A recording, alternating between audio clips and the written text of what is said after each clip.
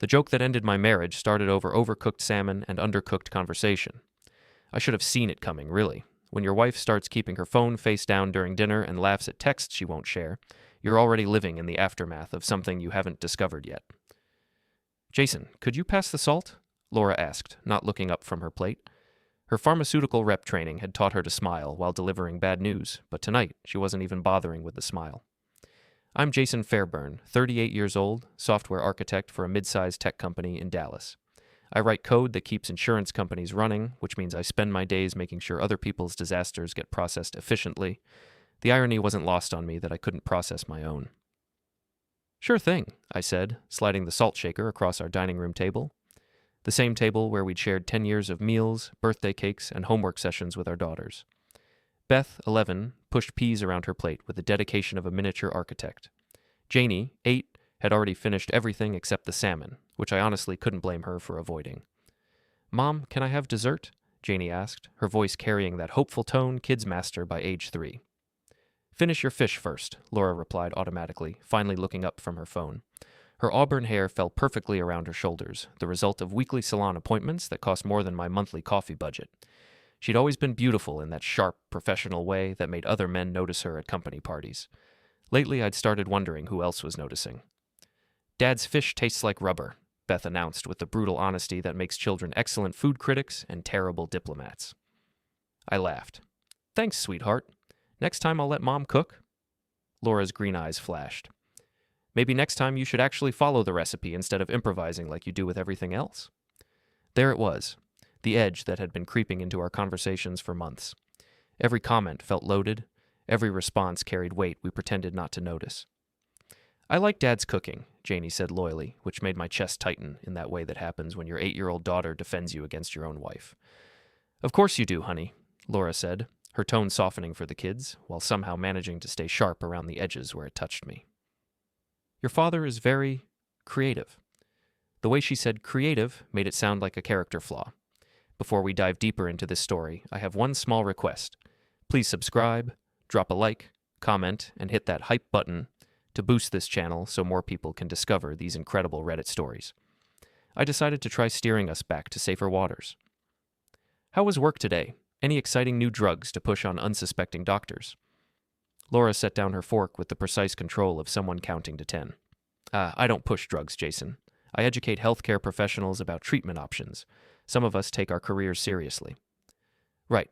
Sorry. How was your day of educating healthcare professionals? Fine. She picked up her phone again, thumb moving across the screen. A small smile played at the corner of her mouth as she typed. That smile.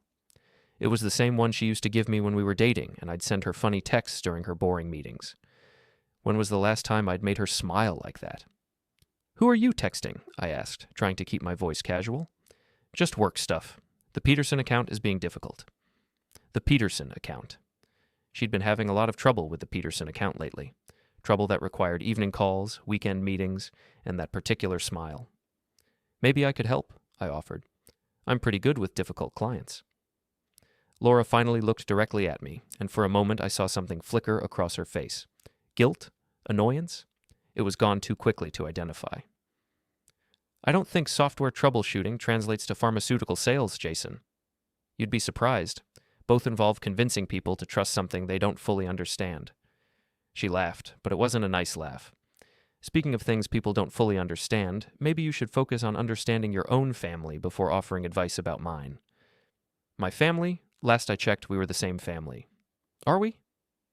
The question hung in the air like smoke from a fire you can't quite locate. Beth and Janie had gone quiet, the way kids do when they sense adult tension but can't name it. They kept eating, but their movements had become careful, deliberate. They were listening without appearing to listen, a survival skill children of troubled marriages develop early. I should have let it go. Should have changed the subject, asked about homework, mentioned the weather. Instead, I decided to poke the bear. What's that supposed to mean? Laura set her phone down and looked at me with the kind of smile that doesn't reach the eyes. It means, dear husband, that sometimes I wonder if you actually pay attention to what's happening in this house. I pay attention. Do you? When's the last time you noticed what I was wearing? Or asked about my day without making a joke about it? Or acted like my job mattered as much as your precious code? The accusations stung because they weren't entirely wrong. I had been distracted lately, buried in work projects and weekend programming side hustles. But then again, she'd been pulling away too, hadn't she? I notice plenty, I said. I notice you've been working late a lot more often. I notice you keep your phone locked now. I notice you started going to that new gym across town instead of the one 5 minutes away. Her face went very still. Are you accusing me of something? Should I be? The silence stretched between us like a tightrope. Beth cleared her throat. Can we be excused? She asked quietly. Yes, Laura and I said simultaneously. The girls gathered their plates and escaped to the kitchen with the practiced efficiency of veterans evacuating a battlefield. I heard the dishwasher open, the scrape of plates, their quiet voices conferring about something. When we were alone, Laura leaned back in her chair and studied me like I was a specimen under a microscope. You want to know what I think, Jason? I'm sure you're going to tell me. I think you're paranoid. I think you spend so much time looking for problems in code that you've started looking for problems everywhere else too. And I think you're deflecting. She laughed again, that same sharp sound. Maybe you should just sleep with my sister. You two are so similar in your paranoid stupidity. The words hit like a slap. Not because of the insult, but because of how casually she'd delivered it. Like she'd been thinking about it for a while and finally found the right moment to let it fly. I looked at her across our dining room table, this woman I'd married 10 years ago, this stranger who wore my wife's face and threw around suggestions about infidelity like they were dinner conversation. You know what, Laura? I said, my voice surprisingly calm. I think I might actually enjoy that. Her mouth fell open. For the first time in months, I had her complete attention. What did you just say? You heard me. Maybe Megan and I would have better conversations than we do. Laura's face went through several colors before settling on a shade of red I'd never seen before. How dare you? How dare I what? Respond to your suggestion? You're the one who brought up sleeping with your sister. That was obviously a joke. Was it? Because lately I'm having trouble telling when you're joking and when you're just being cruel. She stood up so fast her chair rocked backward. I cannot believe you just said that to me. Really? Because I can't believe you said it first. We stared at each other across the table, across 10 years of marriage, across a gap that felt like it had opened up overnight but had probably been widening for months. From the kitchen came the sound of plates being washed, our daughters cleaning up the mess while their parents made a bigger one. Laura grabbed her phone and purse. I'm going for a drive. Give my regards to the Peterson account, I called after her. The front door slammed hard enough to rattle the windows. I sat alone at our dining room table, looking at the overcooked salmon and thinking that maybe, just maybe, I'd finally found the problem I'd been looking for. 3 days after the salmon incident, I became a detective in my own home. Not by choice, you understand. More like necessity, the way you become a plumber when your toilet backs up and you can't afford to call a professional. Laura had been giving me the silent treatment since our dinner conversation, which was actually an improvement over the passive-aggressive commentary I'd been getting for months. She communicated through the girls now, a strategy that worked well for her since Beth and Janie were natural diplomats who could deliver messages like, "Tell your father dinner is ready," without making it sound like a declaration of war. I was in my home office Wednesday evening, debugging a particularly stubborn piece of insurance processing software, when I heard Laura's phone buzzing on the kitchen counter. She was upstairs giving Janie a bath, and the phone kept buzzing with the insistence of someone who really, really wanted to talk. Now, I want to be clear about something. I'm not naturally a suspicious person. I debug software for a living, which means I spend my days assuming things work the way they're supposed to until proven otherwise. But when your wife's phone buzzes 15 times in 10 minutes while she's unavailable, and when that same phone has been surgically attached to her hand for the past 3 months, you start to wonder. The buzzing stopped, started again, stopped, started. I saved my work and wandered into the kitchen, ostensibly to get a glass of water.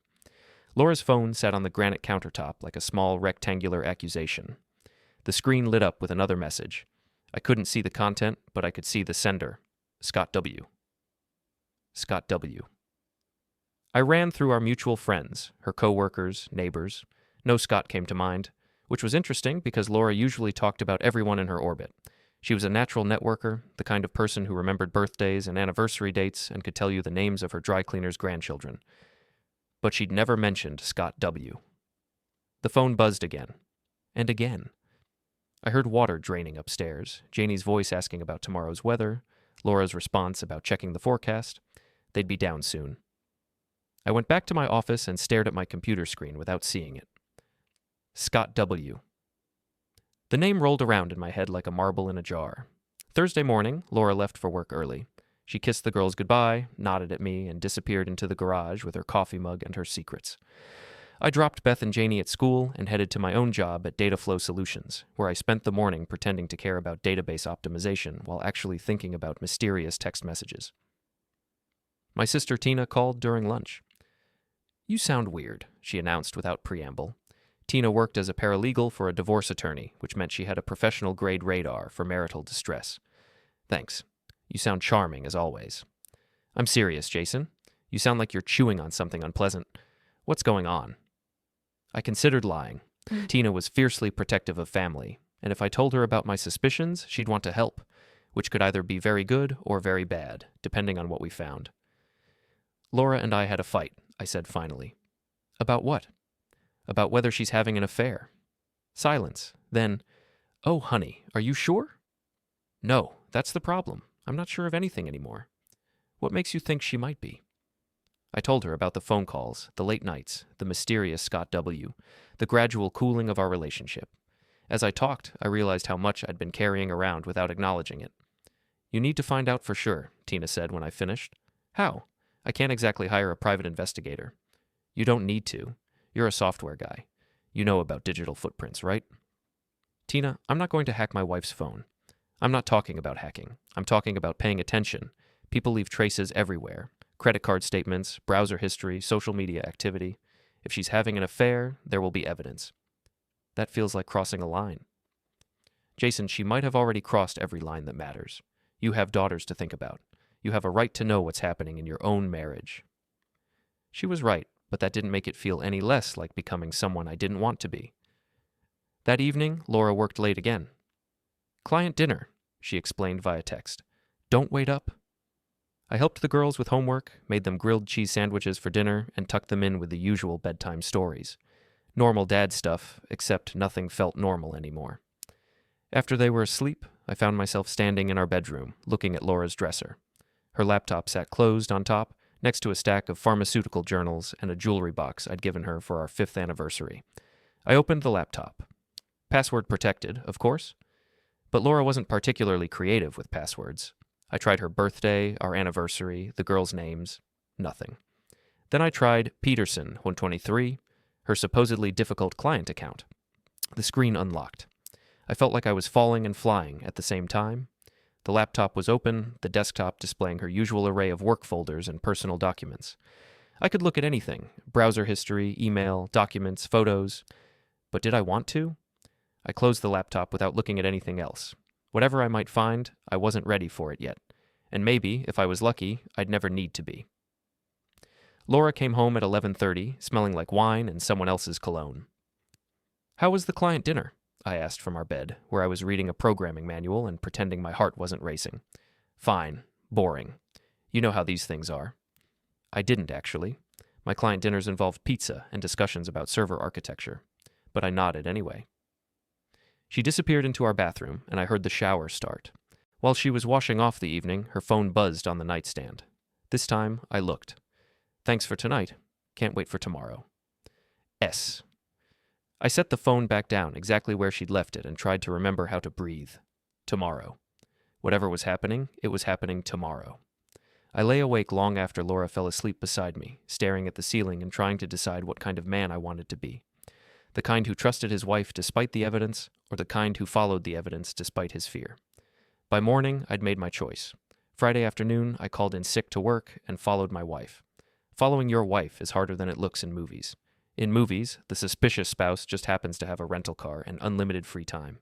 In real life, you're driving your own Honda Civic with a Dataflow Solutions parking sticker and hoping she doesn't notice you in her rearview mirror. Laura left work at 3:30, which was unusual. Her pharmaceutical sales job typically kept her busy until at least 5, often later when she had those mysterious client dinners. But today she walked out of the Meridian Medical Building like she had somewhere important to be.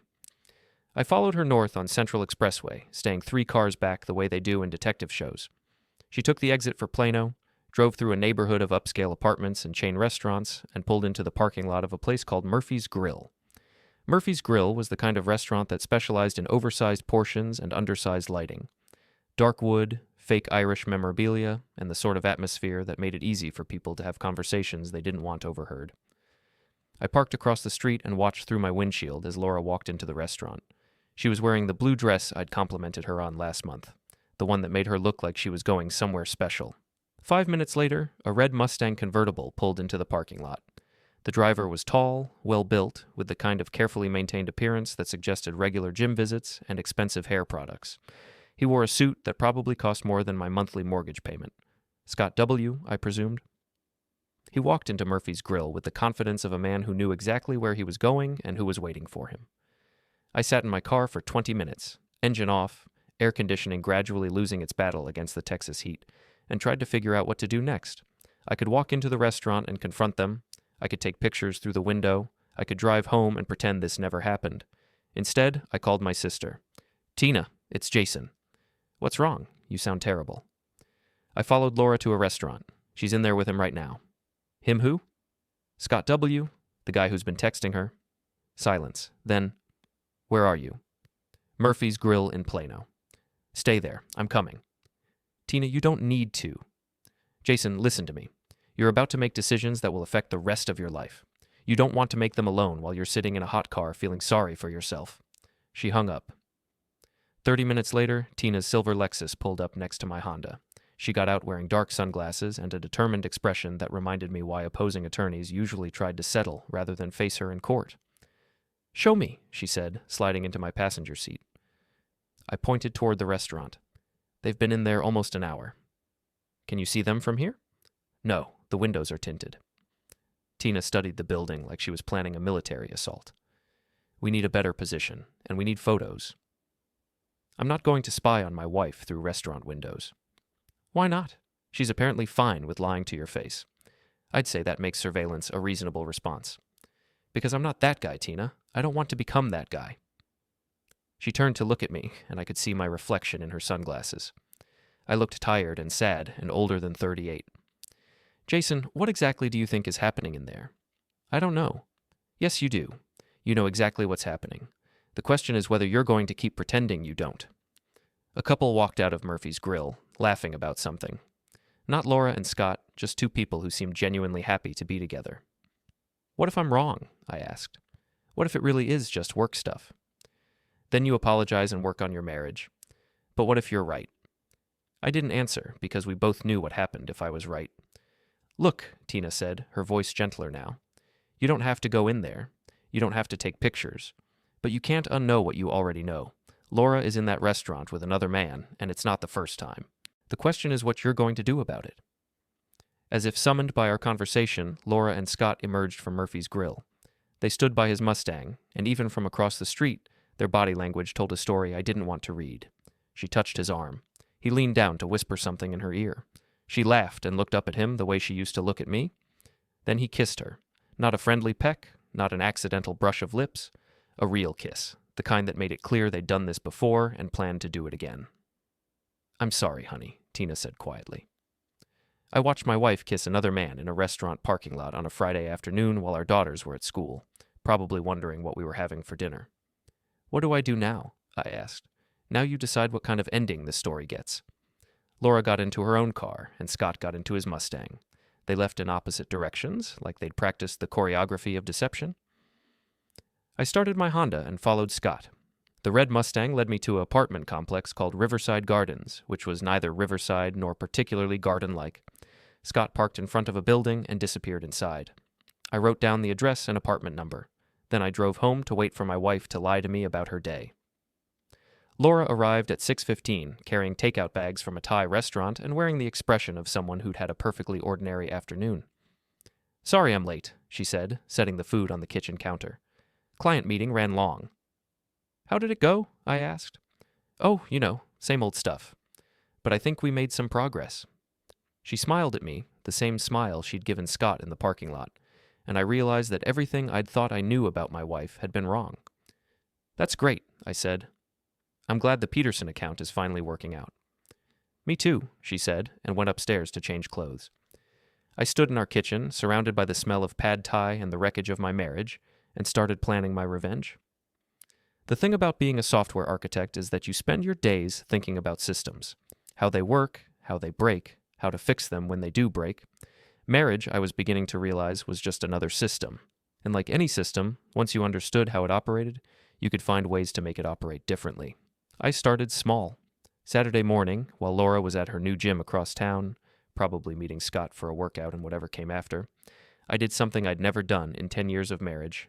I went through her things, not in a frantic, destructive way, methodically, like debugging code, looking for the error that was causing everything to malfunction. In her dresser drawer, underneath a stack of pharmaceutical conference programs, I found a credit card statement I'd never seen before, a card in her maiden name, Laura Staples, with charges dating back 4 months. Murphy's Grill appeared 3 times. So did something called Riverside Florist, and several charges from Victoria's Secret. I photographed every page with my phone. In her closet, behind a row of work dresses, I found a small gift bag from an expensive jewelry store.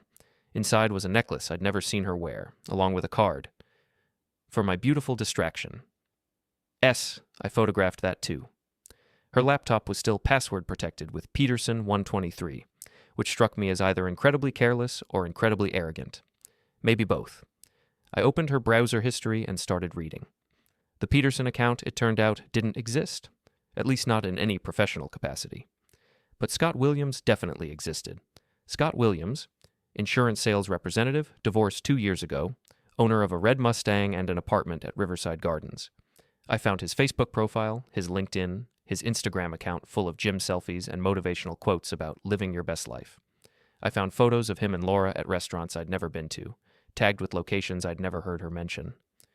The most recent photo was from yesterday. Laura and Scott at Murphy's Grill, her hand on his chest, both of them smiling like they'd just shared the world's best secret. The caption read, "Amazing afternoon with an amazing woman. Some rules are meant to be broken." I stared at that photo for a long time, at my wife's face bright with happiness I hadn't seen in months, and felt something cold and calculating settle into my chest. Some rules are meant to be broken. Interesting philosophy.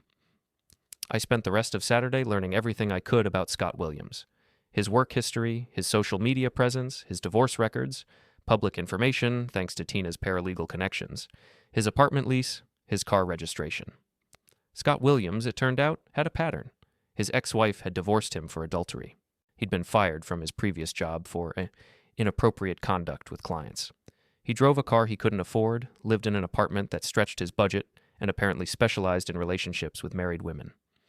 My wife wasn't his first distraction. She probably wouldn't be his last. But she was going to be his most expensive.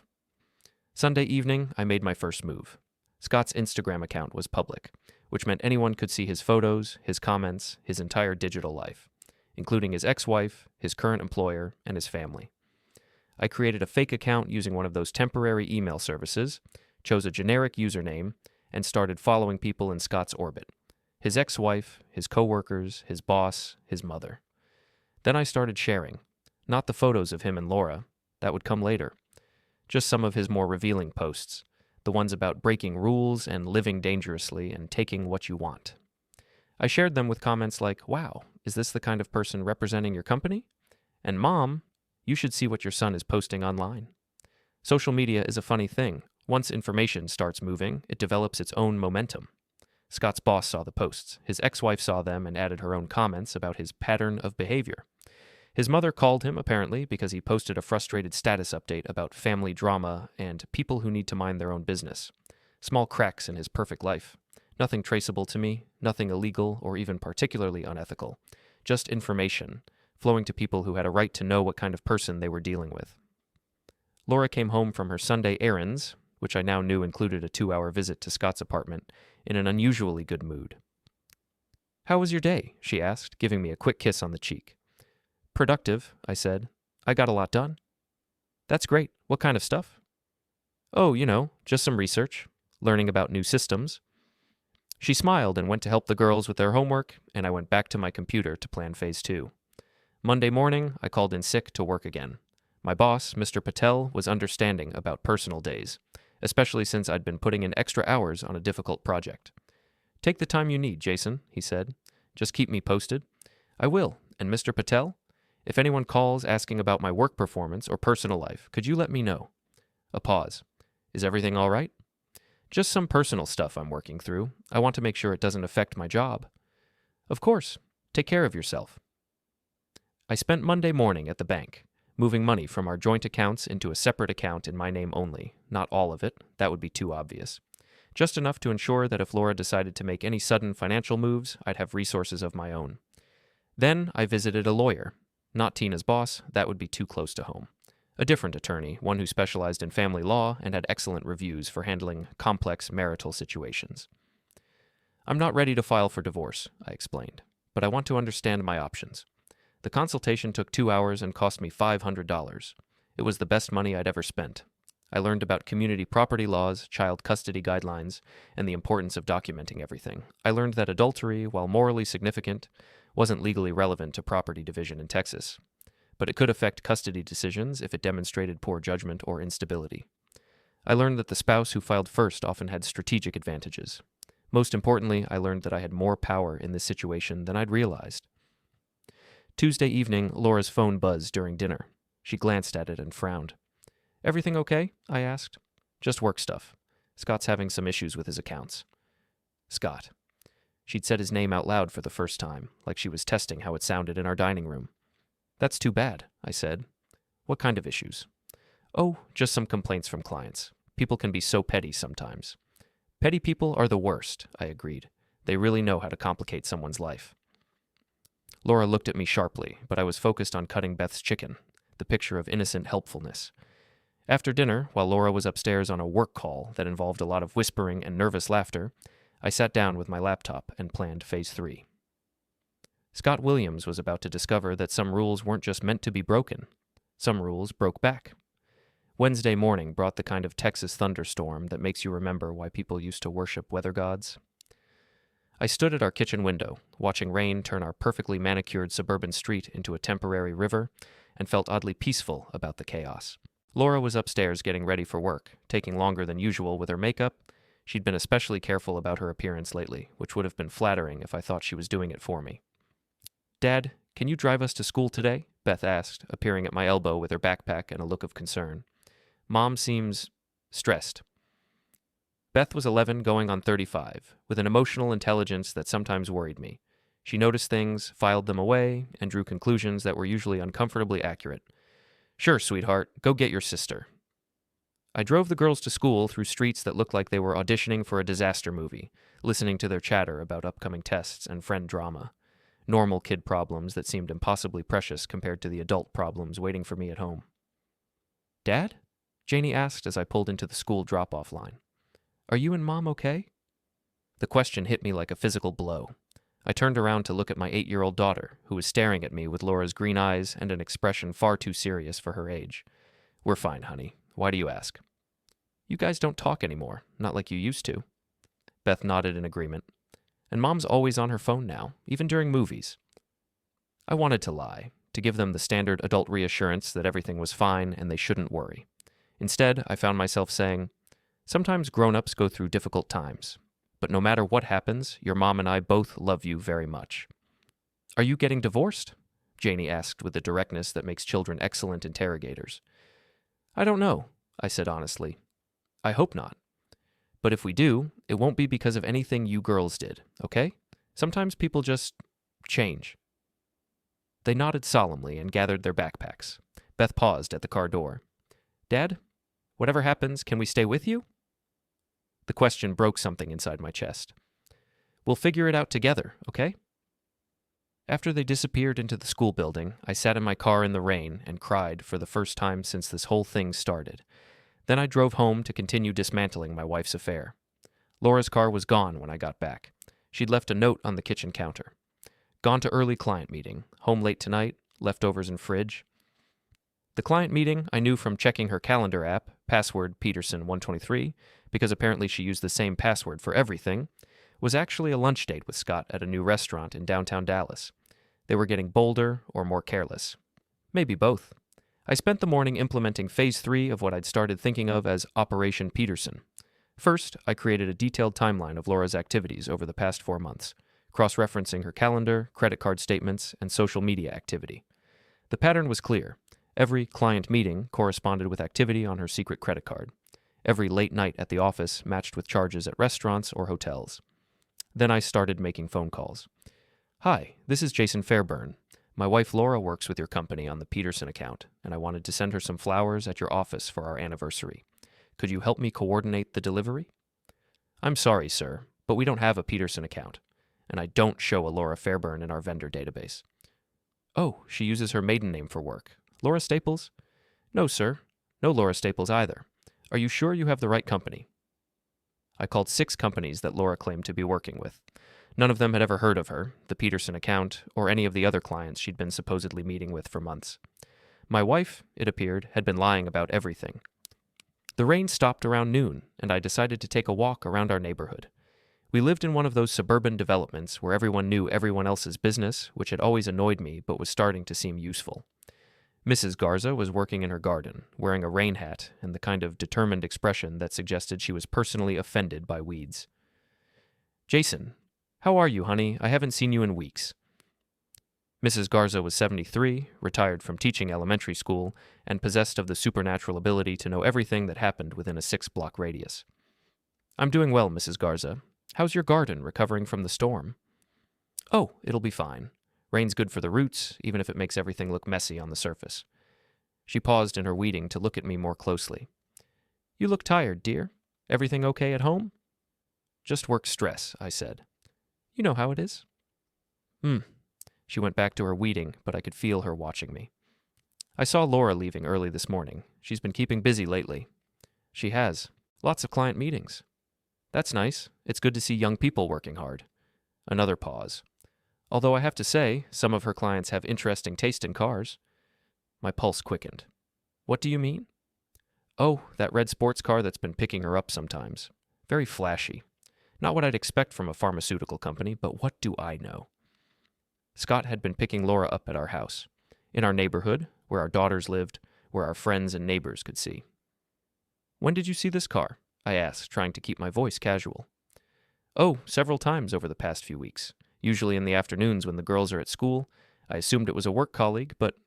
She trailed off, giving me a look that suggested she knew exactly what kind of work colleague drove a red Mustang. Mrs. Garza, if you see that car again, would you mind calling me?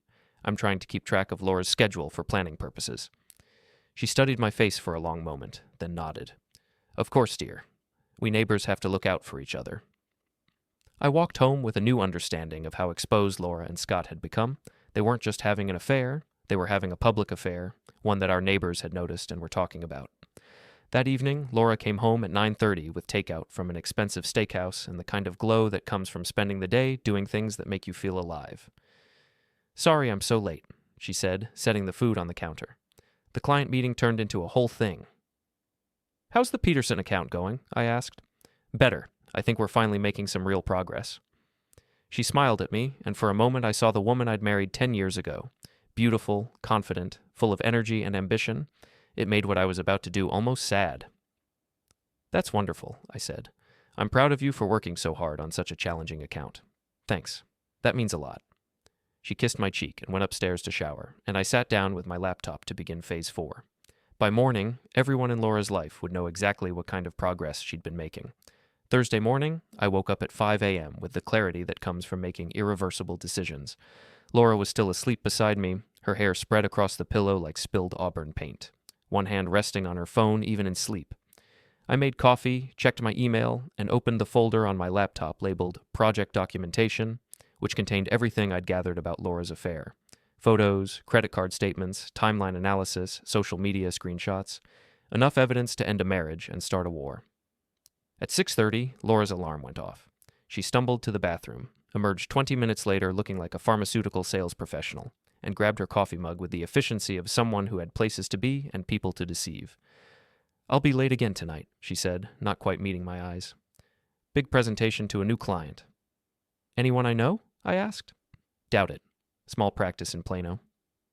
Plano, where Scott lived, where Murphy's Grill was located, where they'd been conducting their business meetings for months. Good luck with the presentation, I said. She kissed my forehead, a gesture that felt more like benediction than affection, and disappeared into the garage. I waited until I heard her car pull out of the driveway, then I opened my laptop and started typing. The email took me 2 hours to write. I wanted the tone to be perfect, factual but not vindictive, disappointed but not hysterical, the kind of message that would be impossible to dismiss as the ravings of a paranoid husband. Dear friends and family, I began. I'm writing to inform you of some changes in our family situation that you should be aware of. I laid out the facts chronologically. The mysterious phone calls, the fake client accounts, the secret credit cards, the restaurant meetings, the apartment visits. I included timestamps, locations, and enough specific details to make it clear this wasn't speculation or assumption. I attached selected photos, Laura and Scott at Murphy's Grill, the jewelry store receipt, the credit card statements showing charges at restaurants during her supposed work meetings. The recipient list included Laura's parents, her sister Megan, her closest friends from work and book club, our neighbors, and several family members on both sides. 43 people total, everyone who mattered in our shared social universe. I read the email 3 times, checking for typos and making sure the tone remained professional. This wasn't about destroying Laura out of spite. It was about controlling the narrative before she had a chance to rewrite history. At 10:47 a.m., I clicked send. Then I drove to Scott's workplace. Pinnacle Insurance occupied the 3rd floor of a glass office building that looked like every other glass office building in suburban Dallas. The lobby directory listed Scott Williams as a senior account representative, which sounded impressive until you realized it probably meant he sold car insurance to people who couldn't afford better options. I took the elevator to the 3rd floor and approached the receptionist, a young woman with perfectly applied makeup and the kind of professional smile that suggested she dealt with difficult people all day. "Hi, I'm here to see Scott Williams," I said. "I don't have an appointment, but it's about a mutual client." "Your name?" "Jason Fairburn, from Dataflow Solutions." She made a phone call, spoke quietly for a moment, then directed me to a cubicle farm where Scott Williams sat behind a desk covered with insurance forms and motivational posters about exceeding expectations. He looked exactly like his photos, tall, well-built, with the kind of aggressive handsomeness that probably worked well on lonely housewives and recent divorcees. He was wearing an expensive suit and a confused expression. "Mr. Fairburn? I'm not sure we have any mutual clients. What company did you say you were with?"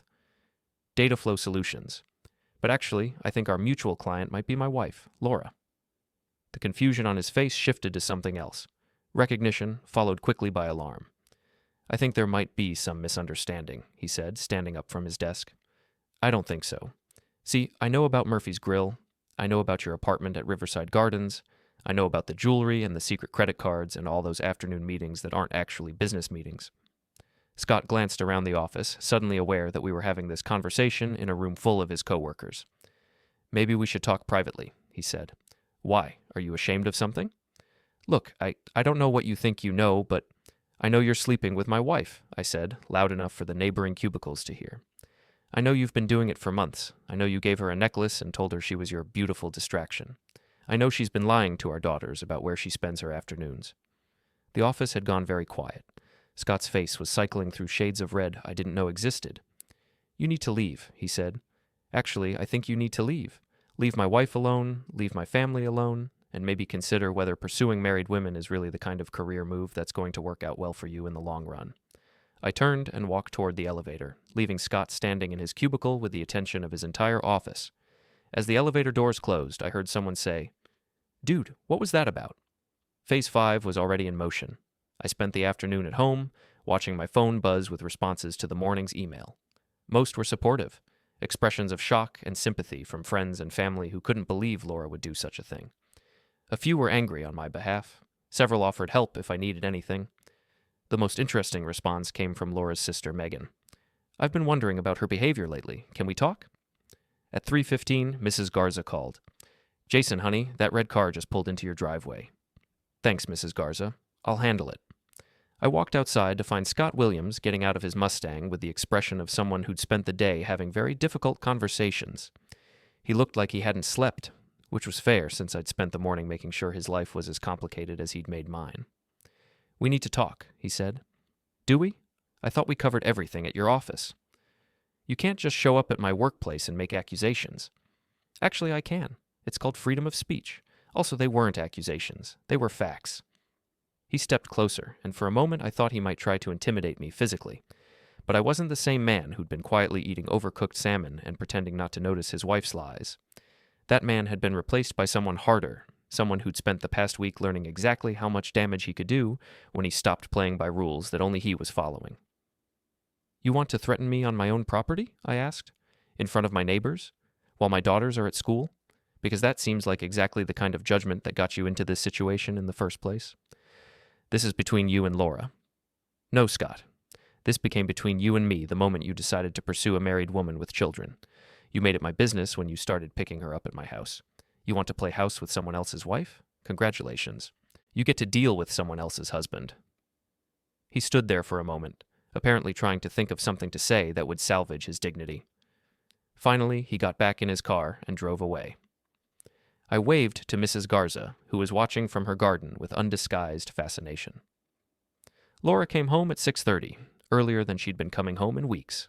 She walked into the kitchen where I was helping Beth with her math homework, and I could tell from her face that she'd been having the kind of day that makes you question your life choices. "We need to talk," she said. "Sure. Girls, why don't you go watch TV for a while?" Beth and Janie disappeared with the speed of children who recognize adult tension and want no part of it. Laura sat down across from me at our kitchen table, the same table where this had all started with a joke about sleeping with her sister. "You sent that email," she said. "I did." "How could you do that to me? To us?" "Laura, there is no us. There hasn't been an us for months. There's you, and there's Scott, and there's me trying to figure out how to explain to our daughters why their mother decided our family wasn't worth keeping." She started to cry, which might have affected me a week ago. Now, it just seemed like another strategy. "It's not what you think," she said. "It's exactly what I think. And now everyone else thinks it too." "You've ruined everything." "No," I said. "You ruined everything. I just made sure everyone knew who was responsible." She looked at me across our kitchen table, and I saw the moment she realized that the man she'd been lying to for months was gone, replaced by someone who'd learned to lie back. "What happens now?" she asked. "Now you decide whether you want to try to save our marriage or finish destroying it. But either way, you're going to do it honestly." She wiped her eyes and looked around our kitchen like she was seeing it for the first time. "I don't know if I can do that," she said. "Then I guess we have our answer." That night, Laura slept in the guest room, and for the first time in months, I slept soundly. The war was just beginning. Friday morning brought three things: unseasonably cool weather, a text from Tina saying, "Call me immediately," and the sound of Laura throwing things in the guest bedroom. I made coffee and called my sister while Laura continued her private tantrum upstairs. "Jesus, Jason," Tina said without preamble. "That email was nuclear." "Was it too much?" "Too much? Half the people who got it are calling Laura's friends to gossip, and the other half are calling divorce attorneys to get recommendations for you." Megan forwarded it to Laura's parents. "Her book club is having an emergency meeting to discuss it. You didn't just burn bridges, you napalmed the entire landscape." "Good? Good? Jason, you realize there's no going back from this, right? You've essentially declared war." "She declared war months ago. I just finally started fighting back." A crash from upstairs punctuated my point. "What was that?" Laura expressing her feelings about the current situation. "Where are the girls?" "Still asleep. I'm hoping to get them out of the house before this gets worse." Another crash, followed by what sounded like Laura having a heated phone conversation with someone who wasn't sympathetic to her position. "Jason, listen to me," Tina said. "You need to document everything that happens today. If she's having a breakdown, if she's being destructive, if she's acting unstable, you need records. This could be important for custody." The word custody hit me like cold water. In all my planning and plotting, I'd been focused on exposing Laura's affair and protecting myself financially. But custody meant the girls, meant where they lived and who they lived with, and whether I'd become a weekend father in a one-bedroom apartment. "I'll start recording," I said. "Good. And Jason, maybe it's time to call that lawyer again." After we hung up, I sat in my kitchen listening to my wife destroy the guest bedroom and tried to figure out how we'd gotten here. 10 years ago, Laura and I had stood in a church and promised to love each other through better and worse, richer and poorer, in sickness and health. We'd meant it, I thought. At least, I'd meant it. But apparently those vows came with an expiration date I hadn't been told about. The girls came downstairs at 7:30, moving carefully like people navigating a minefield. "What's Mom doing up there?" Beth asked. "Having a difficult morning," I said. "How do you feel about breakfast at IHOP?" Their faces lit up. IHOP on a school day was unprecedented, the kind of treat that usually required birthdays or report cards. "Can we get chocolate chip pancakes?" Janie asked. "You can get whatever you want." We were putting on our coats when Laura appeared at the top of the stairs. She looked like she'd been crying for hours, her hair disheveled and her eyes red-rimmed. "Where are you going?" she demanded. "Breakfast," I said. "The girls need to eat, and you seem to need some space." You can't just take them out of the house. Actually, I can. They're my daughters, too. She came down the stairs fast, and for a moment I thought she might try to physically stop us from leaving. But she stopped at the bottom step, looking at Beth and Janie like she was seeing them for the first time. "Girls, go wait in the car," I said quietly. They fled, grabbing their backpacks and disappearing through the garage door. "Laura, you need to get yourself together," I said when we were alone. "Whatever's happening between us, the girls don't deserve to see you like this. Don't tell me how to handle my children. Our children. And right now, you're not handling them at all. You're falling apart in front of them." She started crying again, the kind of messy, desperate crying that comes from watching your life implode in real time. "Everyone hates me," she said. "My parents won't return my calls. Megan thinks I'm a horrible person. My friends are all taking your side. What did you think would happen?"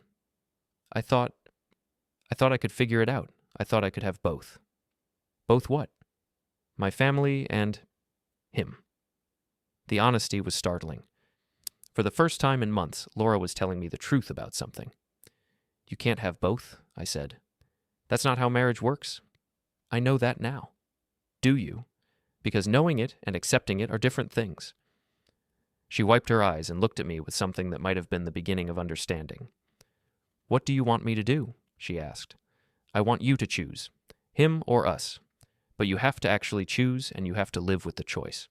And if I choose us, then you end it with Scott completely. You get counseling, you rebuild the trust you destroyed, and you do it knowing that everyone we know is watching to see if you're serious about fixing what you broke. And if I choose him, then we get divorced, we figure out custody, and you get to explain to Beth and Janie why you decided Scott Williams was worth more than their family." She stared at me for a long moment, and I could see her trying to find a third option, some way to avoid the consequences of her choices. "How long do I have?" she asked. "Today. You have today to decide. Because I'm not living in this limbo anymore, and our daughters sure as hell aren't going to. I left her standing in our foyer and went to take my girls to breakfast. At IHOP, Beth ordered chocolate chip pancakes and asked if Mom was going to be okay. "I don't know, sweetheart," I said, "but no matter what happens, you and Janie are going to be okay." "Are you getting divorced?" Janie asked, cutting straight to the heart of it. "Maybe. Would that scare you?" "A little," Beth said. "But Emma's parents got divorced last year, and she says it's not as bad as she thought it would be. She gets 2 bedrooms now." "And 2 Christmases," Janie added helpfully.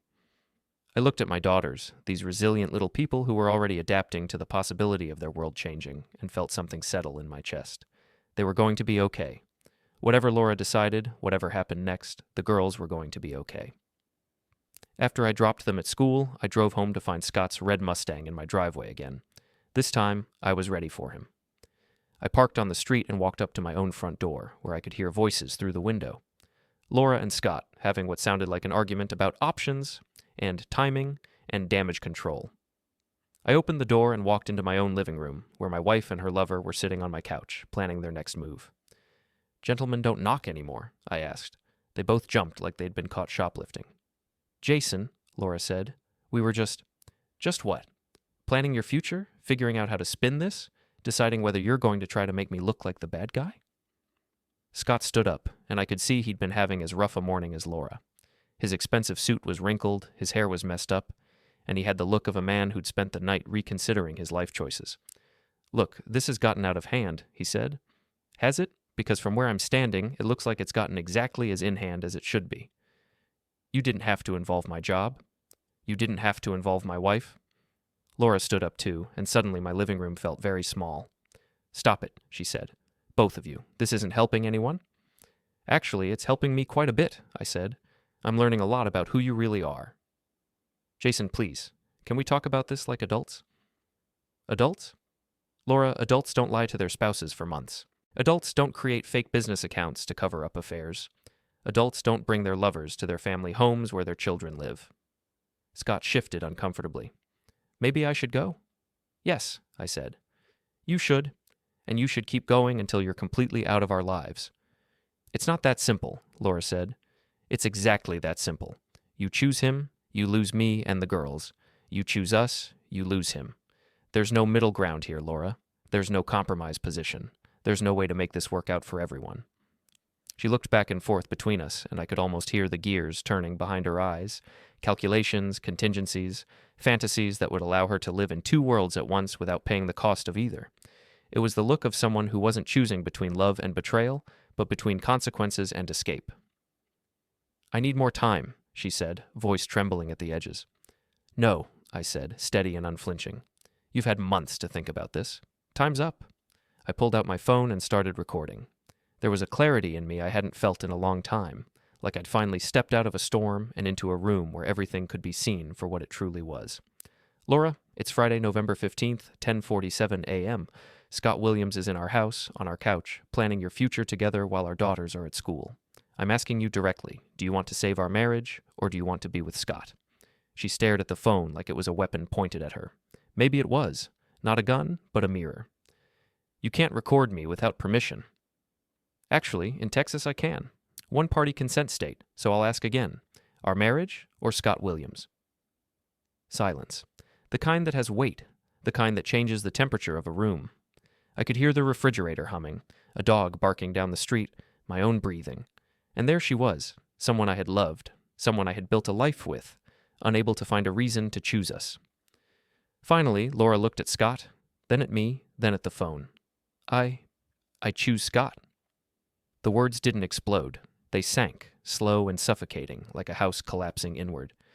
I had imagined 100 endings to our marriage, but somehow the real one felt both smaller and far more final. "Okay then," I said, stopping the recording. "Scott, congratulations. She's all yours. Laura, you have until Sunday to get your things and get out." "You can't kick me out of my own house." "Actually, I can. The house is in a trust for the girls, remember? The trust I set up last month? You signed the papers. You just didn't read them very carefully." The look on her face, shock turning to fury, turning to fear, was worth every hour I'd spent with lawyers and accountants while she was too busy sending late-night messages and deleting call logs. "You planned this," she said. "I planned for this. There's a difference." Scott was looking back and forth between us like he was at a tennis match, beginning to realize that inheriting someone else's lies meant inheriting their consequences too. Whatever fantasy he'd sold himself was shrinking fast. "Come on," he said to Laura, voice lower now, less confident. "Let's go." They left together, and I stood in the living room, surrounded by the wreckage of my marriage, the framed pictures on the wall, the forgotten toys in a basket by the stairs, the blanket she wrapped herself in on winter nights. And instead of rage or heartbreak, I felt something I hadn't felt in months. Relief. A sudden, quiet, astonishing relief. My phone buzzed with a text from Tina. "How did it go?" I typed back. "She chose him. I'm sorry." "Don't be. I'm not." And for the first time since this whole thing started, since the late-night calls, the lies, the distance, the moment I realized love can rot from the inside out, I understood the truth. I didn't lose anything today. I was finally free.